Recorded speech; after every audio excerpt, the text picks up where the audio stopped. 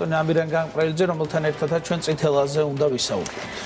დიახ, რომლის ეპიდაფეთქებაც არის, მით უმეტეს რომ სტატისტიკა გვეუბნება, რომ მხოლოდ იანვარში 335 შემთხვევა დაფიქსირდა და ჩვენ ზუსტად პრესკონფერენციიდანვე შემოგვიერთდა სტუდიაში ამირან გამყრელიძე და დაავადებათა კონტროლის ეროვნული ცენტრის ხელმძღვანელი, რომელთან ერთადაც ვაგრძელებთ რა თქმა უნდა ამ თემაზე საუბარს, იმიტომ რომ კითხვა ყოველთვის ძალიან ბევრია წითელას გარშემო. რა ახალ დეტალებზე გაკეთდა, ასე ვთქვათ, აქცენტი ამ პრესკონფერენციაზე, კიდევ ერთხელ რომ უთხრათ საზოგადოებას და შემდეგ უკვე გადავალთ მთავარ კითხვებზე. მთავარი მიზანი პრესკონფერენციის გახლდათ ის, რომ მოსახლეობას ვაუწყოთ, რომ ქვეყანაში გვაქვს ეპიდაფეთქება, დიახ, წითელასი, რომელიც ბოლო 2004 წლის შემდეგ უკვე მესამედ გახლავთ. შარშან თქვათ ქონდა ჩვენ თუ დავიწყებთ პირველი დიდი ეპიდაფეთქება ქვეყანაში ქონდა 2004-5 წლებში, როდესაც 8000-ზე მეტი ადამიანი დაავადდა წითელათი, სამწუხაროდ ქონდა მაშინ 9 ლეტალური შემთხვევა. შემდეგ 2008-ში უნდა ჩატარებულიყო ქვეყანაში, მოგეხსენებათ, წითელა არის დაავადება, რომელიც მხოლოდ ექვემდებარება ვაქცინებით მართვას. ანუ ეს არის დაავადება, რომელიც ვაქცინებით იმართება. 2008-ში უნდა ჩატარებულიყო დიდი კამპანია ქვეყანაში, როცა 1 მილიონი ადამიანი უნდა აცრილიყო 27 წლამდე და სამწუხაროდ ჩავარდა ეს კამპანია, აიცრა 9 მილიონი ადამიანი. აი ყველაფერს ამის შედეგებს ვიმკით ახლა ჩვენ 2013-ში შემდეგ და 13-14-15 წლებში დაახლოებით 11000-მდე ადამიანი დაავადდა. ამ წლებში გატარდა სერიოზული დამატებითი ღონისძიებები, დაახლოებით 200,000 დამატებით ადამიანი აიცრა და შევაკავეთ 2006-ში ჩამოვედით 14 შემთხვევაზე. 2017-ის მეორე ნახევრიდან ისევ დაიწყო ზრდა, შარშან დაახლოებით 2000 ქონდა და ეხლა საკმაოდ მზარდი დინამიკაა იანვარში, როგორც გითხარით, აი პირველ ამ 17 დღეში გვაქვს 325 შემთხვევა. ხაზი გავუსვით იმას, რომ წითელა იმართება მხოლოდ და მხოლოდ ვაქცინაციით. სხვა ალტერნატივა არ არსებობს. ამიტომ თუ არ მოხდა მასობრივი აცრები, მათი, ვინც აცრილი არ არიან. ისა წითელას ვერ შევაჩერებთ. როგორც გახდა ცნობილი, წითელას აცრა ყოველთვის უფასო იქნებაო, ითქვა ესეც ახალი ინფორმაცია. წითელას აცრა, მოგეხსენებათ, ბავშვთა ასაკში ჩვენი კალენდრით უფასოა. დიახ. ეს გახლავთ ჩვენი ეროვნული კალენდრის მიხედვით ბავშვები იცრებიან ორჯერ, ეს არის 1 წლის და 5 წლის ასაკში და ყველასთვის ეს უფასოა. რა თქმა უნდა, ვაქცინა მოგეხსენებათ, რაც ქვეყანაში შემოდის, ყველა არის ჯანმრთელობის მსოფლიო ორგანიზაციის მიერ პრეკვალიფიცირებული, ეს ნიშნავს, რომ მაღალი ხარისხის და აცრის მოცვის მაჩვენებელი პრობლემური იყო ყოველთვის ქვეყანაში. თუ გინდა რომ შვიდად იყო, უნდა 95% მოსახლეობისა უნდა იყოს აცრილი. სამწუხაროდ ჩვენ ყოველთვის ქონდა გამოტოვებული შემთხვევები ბავშვებში ძალიან ბევრი. აი მაგრამ აჭარაში 97-ში ჩვენი ეპიდაფეთქება დაიწყო აჭარიდან და ძალიან კარგად იმუშავა აჭარის საზოგადოებრივი და ჯანმრთელობის სამსახურებმა და აცრეს თითქმის ყველა გამოტოვებული ბავშვი. ამიტომ აჭარაში დღეს თითქმის აღარა გვაქვს, 1 თუ 2 შემთხვევა ეხლა. და ძირითადად გავრცელების არეალებია კახეთი, იმერეთი და სამეგრელო. რატომ ეს სამი რეგიონი? თბილისი არის. თბილისი აბსოლუტურ რაოდენობაში, მაგრამ თუ მაჩვენებელს აიღებთ 100,000 მოსახლეზე, ყველაზე მაღალი გვაქვს ახლა იმერეთში, სამეგრელოსა და კახეთში. ბატონო ამირან, რა არის ამის მიზეზი, რომ ზუსტად აი ამ რეგიონებში მძვინვარებს? წითელა დაავადებაა, რომელიც მოძებნის აუცრელ ადამიანებს გამიგეთ და ემართებათ მათ. ფუძნდება და მკვიდრდება იქიდებს. ამ რეგიონებში აცრის მაჩვენებელი ჩვენ ვიცოდით ყოველთვის, რომ ქუთაისში ქონდა დაბალი. დიახ. შედარებით, სხვა იმასთან შედარებით, ამიტომ იმერეთში გვაქვს დღეს მზარდი დინამიკა წითელასი. აქედან გამომდინარე, ერთადერთი კიდევ ხაზს უსვავდა, აი სარგებლობ თქვენი ეთერი და მოუწოდებ მშობლებს განსაკუთრებით. თუ გადასინჯეთ თქვენი შვილების აცრის კალენდარი, თუ ბავშვი არ არის აცრილი ორჯერ, 1 და 5 წლის ასაკში, მიიბრძანდით და ბავშვი აცერით პოლიკლინიკაში. წითელა საწინააღმდეგოდ. იცრებიან დღეს მოგეხსენებათ ამ ვაქცინაში შედის 3 ანტიგენი, ეს არის წითელა, წითურა და ყვაყურა. MMR. მარაგი საკმარისია ქვეყანაში და მიიყვანეთ ბავშვი და აცერით.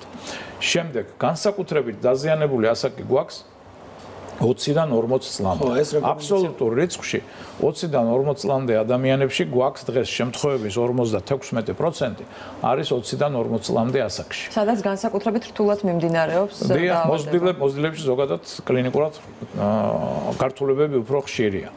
რატომ ეს? იმიტომ რომ მოგეხსენებათ ეს ასაკია, რომელიც 90-იან წლებში დაიბადა ან ცოტა ადრე და ამას მაშინ 90-იან წლებში ეს იმუნიზაციის ჯაჭვი დარღვეული იყო მთელი რიგი გასაგები მიზეზების გამო, ან არ არიან ნაცრილები, ან არ აქვს გადატანილი დაავადება და ამის ერთ-ერთი საუკეთესო მაჩვენებელია, რომ ასევე ძალიან მაღალი მაჩვენებელი გვაქვს 0-დან 1 წლამდე ასაკის ბავშვებში, ჩვილებში. რატომ? თუ წითელა დედას გადატანილი აქვს ან დედა აცრილია წითელა საწინააღმდეგოდ ორჯერ. მაშინ ბავშვს გადაყვება იმუნიტეტი და დაახლოებით ბავშვი დაცულია 7-8 თვის განმავლობაში, მას წითელა არ დაემართება.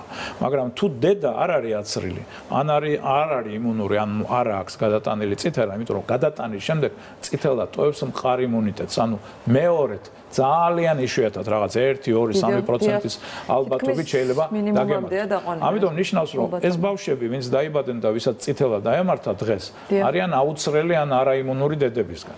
ამიტომ ჩემი განსაკუთრებული თხოვნა და მიმართვა არის ქალბატონების მიმართ, რეპროდუქციული ასაკის ქალბატონების მიმართ, რომ სანამ დაფეხმძიმდებით, ფეხმძიმობის დროს აცრა არ შეიძლება პირდაპირ ხასოს. ფეხმძიმობის დროს, აი ახლა არა აერიოს მინდა მოსახლეობას, იმიტომ რომ ჩვენ ახლა გრიპის მოგეხსენებათ სერიოზული ზრდა იყო დეკემბერში და მოუწოდებდით რომ თქვათ ორსულების აცრა აუცილებელია და ჩვენ შარშან 1200 ორსული ავწერეთ. სამჯერ გაიზარდა გრიპის საწინააღმდეგოდ, მაგრამ წითელას საწინააღმდეგოდ აცრა ორსულობის პერიოდში დაუშვებელია, არ შეიძლება. თუ აპირებთ ოჯახის დაგეგმვას და ბავშვის გაჩენას, ქალბატონები, წინასწარ მინიმუმ 1 თვით ადრე უნდა აიცრა. დიახ, და მაყურებელი გვწერს კითხვით თუ შეიძლება რომ მასაც უპასუხოთ, მაგალითად ლაქტაციის პერიოდში თუ არის შესაძლებელი ბავშვი 5 თვის არის. შეიძლება. შესაძლებელია აცრა. კი ბატონო. და მეორე კითხვა, რისკ ჯგუფებზე რო ვისაუბროთ, თქვა ჩვენი ოჯახის წევრს აქვს წითელა. როგორ უნდა მოვიქცეთ ოჯახის წევრები? როგორც წესი ეს ჩადებულია განკარგულებაში, რომელიც 2013 წლიდან მოქმედებს და სხვათა შორის დღეს მთავრობის ხდომაზე ახალი განკარგულება გადის მომზადებული ჯანდაცვის სამინისტროში, რომელიც წითელა საწინააღმდეგო ღონისძიებების გაძლიერებასთან დაკავშირებით თქვენს კითხვაზე, რომ თუ ოჯახის წევრს ან სამსახურში ვინმეს აქვს, აუცილებელია ყველა კონტაქტის აცრა. წავიკითხე სოციალურ ქსელში და არ ვიცი რამდენი შეესაბამება სიმართლეს, შეიძლება უკვე გქონდესო გადადებული და გართულდეს აცრის პროცესი. არ გართულდება, თუ კონტაქტში იყავით, სასურველია რომ აიცრათ. და ყოველთვის არსებობს კითხვები ბატონო ამირან, რომ აი აცრილი ვიყავით 15 წლის წინ ბავშვობაში ვიყავი აცრილი უნდა გავიკეთო თუ არა განმეორებით და ასე შემდეგ. აი ამ მიმართულებითაც რომ კიდევ ერთხელ დავაყალიბოთ ჩვენი მოსახლეობას ამ შემთხვევაში რასაც თქვენ მეკითხებით, როგორც გითხარით, წითელას აცრები საქართველოში დაიწყო 1968 წლიდან. იმ დროს ტარდებოდა ერთჯერადი აცრა წითელას. ორჯერადი აცრა ჩვენთან შემოვიდა 2004 წლიდან ამ სამვალენტიანი ვაქცინით, ანუ MMR-ით. როგორც გითხარით, ჩვენს კალენდარში ბავშვები იცრებიან ორჯერ, 1 წლის და 2 წლის, 5 წლის ასაკში. თუ ბავშვი ორჯერ არის აცრილი, მას დამატებითი აცრა არ ჭირდება. ის 87-99% ის დაცულია წითელასგან. რა თქმა უნდა, მედიცინაში აბსოლუტური არაფერი არ არის, მოგეხსენებათ 100%-იანი. შეიძლება რომ განვითარდეს, მაგრამ თუ განვითარდა, ამ 1-2% შემთხვევებში ის იქნება საკმაოდ მსუბუქად. თუ მოზრდილ ადამიანს არ ახსოვს, თქვათ, აცრილია თუ არა. დიახ. და ასეთ შემთხვევებში ან ჩანაწერი არ არსებობს, ან ეეჭვება მის მშობელს, ან გადატანილი აქვს თუ არა არ ახსოვს. არაფერი პრობლემა არ არის. თავიდან ერთჯერადად ერთი ინექცია წითელას აცრისა შეუძლია გააკეთოს და ამას ურჩევ ყველა 20-დან განსაკუთრებით, ამას რატო უსვავ ხას 20-დან 40 წლამდე, იმიტომ რომ 40-45 წლის ზემოთ შემთხვევების რაოდენობა ძალიან ცოტაა, ერთეულია ხოლმე. ანუ რისკის ქვეშ არის კონკრეტულად ეს დღეს ჩვენთან ჩვენ კვლევებით დადგენილი გვაქვს ეგრეთ წოდებული სისხლის გამოკლება იკვლევა შარშან წინ ჩატარებული დიდი კოჰორტების და იქ ვნახეთ რომ მოსახლეობის აი ეს კოჰორტა 20-დან 40 წლის ასაკში დაახლოებით 10% მოსახლეობისა არაიმუნურია წითელას მიმართ. არაიმუნური ნიშნავს რომ ან არ არის აცრილი ან არ აქვს გადატანილი წითელა. ანუ ანტისხეულები წითელას მიმართ სისხლში არ აქვს. ამიტომ მოუწოდებთ ამ 20-დან 40 წლის მოსახლეობას რომ თუ არ გახსოვს ან ეჭვი გეპარება, არაფერი პრობლემა არ არის, წადი და აიცერე. კიდე მოუწერიათ ბავშვების მშობლებს რა საკიდან შეიძლება ახალშობილების აცრა. ხო, ნუ ეს არის ამაზე, როგორც გითხარით, ჩვენი კალენდრით იცრებიან 1 წლის ასაკში და 5 წლის ასაკში. ზოგიერთ ქვეყნის კალენდარი არის, რომელიც 9 თვის ასაკში ცრის და განსაკუთრებით დიდი ეპიდემიების დროს მაშინ იკრიბება სპეციალური კომიტეტია, რომელიც იღებს გადაწყვეტილებას, რომ თქვა 6 თვიდან ავცრათ თუ არა. ჩვეულებრივად, როგორც გითხარით, ჩვენი კალენდრით იცრებიან 1 წლის, ანუ 12 თვის და 5 წლის ასაკში მეორე. საქართველოში მას შემდეგ რაც აი 2013-14 წლებში ჩვენ ძალიან გავააქტიურეთ და იმუნიზაცია და აცრები გახდა დიდი პრიორიტეტი ქვეყნის და ძალიან სერიოზულ თანხას ვხარჯავთ ამ საუკეთესო ვაქცინების ყიდვაში, გაიზარდა მოცვის მაჩვენებელი.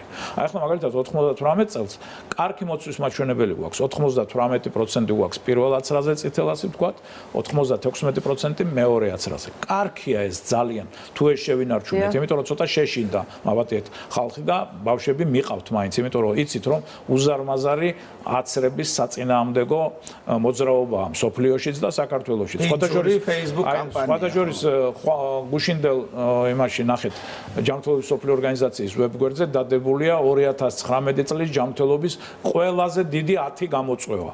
ამ 10 გამოწვევას შორის ერთ-ერთად დასახელებულია ანტივაქცინების საწინააღმდეგო მოძრაობა.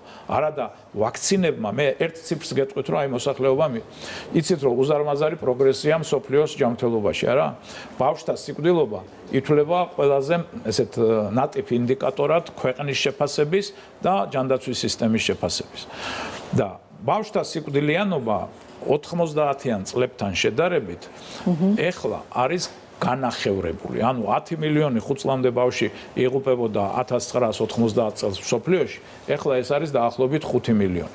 ეს ყველაფერი არის იმუნიზაციის და განსაკუთრებით წითელას იმუნიზაციის საფუძველზე და პოლიომიელიტის. რატომ? წითელათი 90 წელს მთელ მსოფლიოში იღუპებოდა დაახლოებით 500-დან 600.000-მდე ბავშვი. დღეს ეს ჩამოსცილდა 100.000. რა თქმა უნდა, თითოეული ბავშვი ტრაგედიაა, მაგრამ ნუ შეადარეთ ახლა 500.000, 600.000 და დღეს 100.000-ზე დაგვარდა. ეს ყველაფერი მიღწეულია წითელას საწინააღმდეგო ვაქცინაციით. ამერიკამ, ჩრდილოეთ ამერიკამ უკვე წითელა აღმოფხრა, აღარ აქვს. მათ აქვს მხოლოდ შეტანილი შემთხვევები, ანუ ადგილობრივი შემთხვევები აღარ აქვს შტატებში, კანადაში, ჩრდილოეთ ამერიკაში. სწორედ ამ დროული აცრების გამო.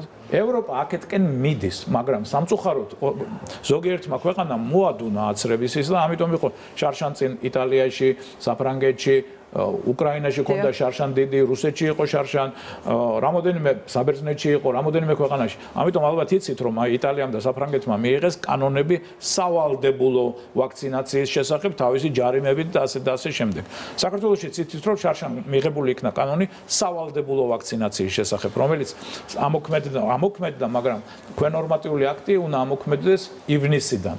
აი ამის შემდეგ უკვე ყველა ბავშვი იქნება სკოლაში შესვლის წინ აუცილებელი იქნება ცნობის წარდგენა. ბატონო ამირან, თქვენ აღნიშნეთ, რომ რისკის ქვეშ განსაკუთრებით არიან ადამიანები 20-დან 40 წლამდე.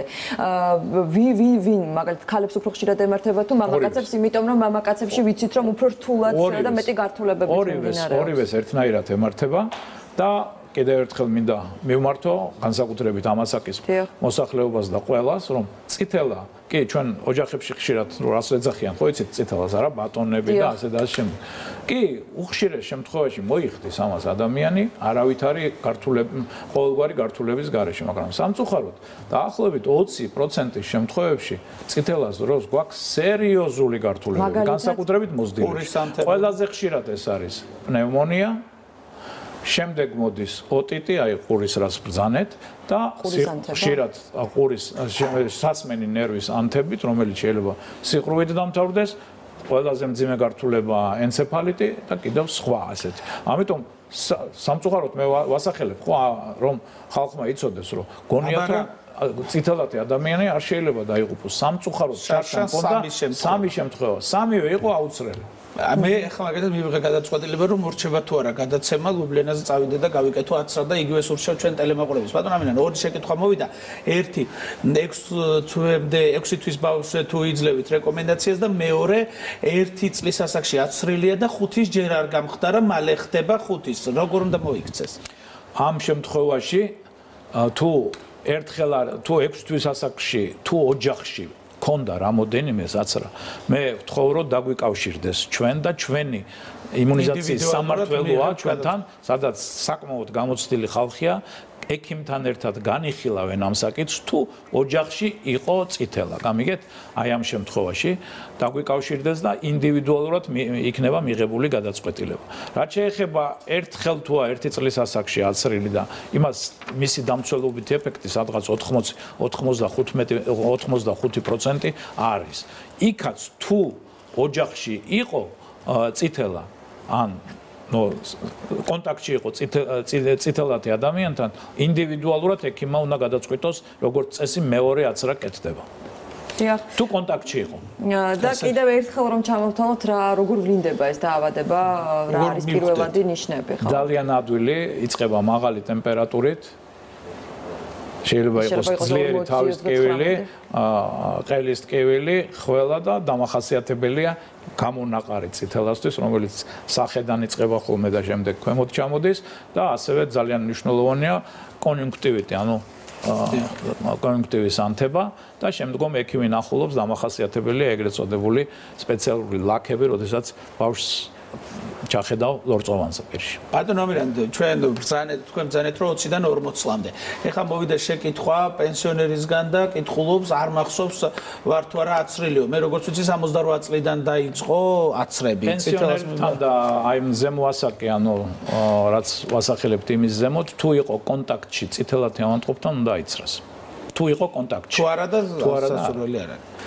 კი ბატონო. და ასევე კიდევ ერთი შეკითხვა მოსული ჩვენს გვერდზე და შევეცდები რომ მოვასწრო და მათაც გავცეთ პასუხი მაგალითად არის შეკითხვა ცერებრალური დამბლის შემთხვევაში რამდენად არის რეკომენდებული ექიმთან ერთად უნდა გადაწყდეს უნდა შეფასდეს მდგომარეობა და ექიმთან ერთად უნდა გადაწყდეს კი ბატონო და კიდევ ერთხელ რომ გავაკეთოთ ასე ვთქვათ რეზიუმე მაყურებელს კიდევ ერთხელ უნდა ვუთხრათ რომ მხოლოდ იანვრის თვეში 335 შემთხვევაა დაფიქსირებული წითელათი დაავადებების და შესაბამისად კიდევ ერთხელ ჩვენი ეთერის საშუალებით ამირან გამყრელიძე მოგიწოდებთ რომ დროულად მიიღოთ ზომები და გაიკეთოთ აცრები. ბატონო ამირან კიდევ ერთხელ შეგვიძლია რომ მოსახლეობას უთხრათ და თქვენ სარგებლობთ თქვენი ეთერით და მოუწოდებ საქართველოს მოსახლეობას. გვაქვს წითელას ეპიდაფეთქება ქვეყანაში.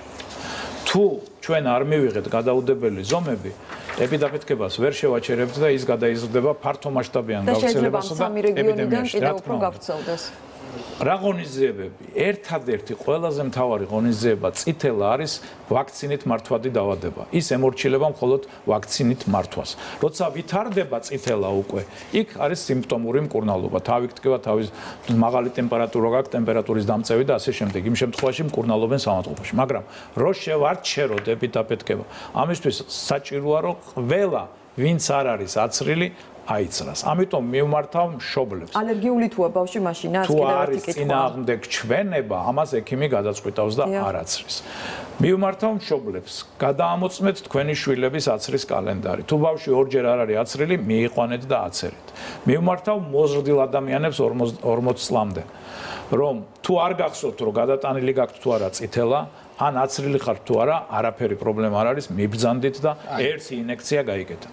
განსაკუთრებული სიფრთხილით მივმართავ ქალბატონებს, რომლებიც აპირებენ ოჯახის შექმნას და დაფეხმძიმებას, შვილის გაჩენას. აუცილებელია რომ გადაამოწმოთ თქვენი სტატუსი, ჩანაწერი არის აცრის არ არის, ან გადატანილი გაქვთ თუ არა გაქვთ გადატანილი და დაორსულებამდე სულ მცირე ერთი თვით ადრე აიცრათ. რამე თუ წითელას ვირუსი ორსულობის პერიოდში შემდგომ მოქმედებს როგორც დედაზე, ისე ნაყოფზე. დიახ. ძალიან დიდი მადლობა ჩვენ შეკითხვებს წითელას აფეთქებასთან დაკავშირებით პასუხობდა პირდაპირ ეთერში ამირან გამყრალიძე და ავადებათა კონტროლის ეროვნული ცენტრის ხელმძღვანელი, რომელიც კიდევ ერთხელ მოგიწოდებთ რომ იყოთ ფრთხილად, გამოიჩინოთ სიფრთხილე და რა თქმა უნდა გაიკეთოთ თქვენ საცრები და გაუკეთოთ თქვენ შვილებს იმისთვის რომ იყოთ მეტად დაცული, მით უმეტეს რომ გვაქვს აი ამდენი შემთხვევა მხოლოდ იანვრის განმავლობაში. დიდი მადლობა წარმატებებს გისურვებთ. მადლობა.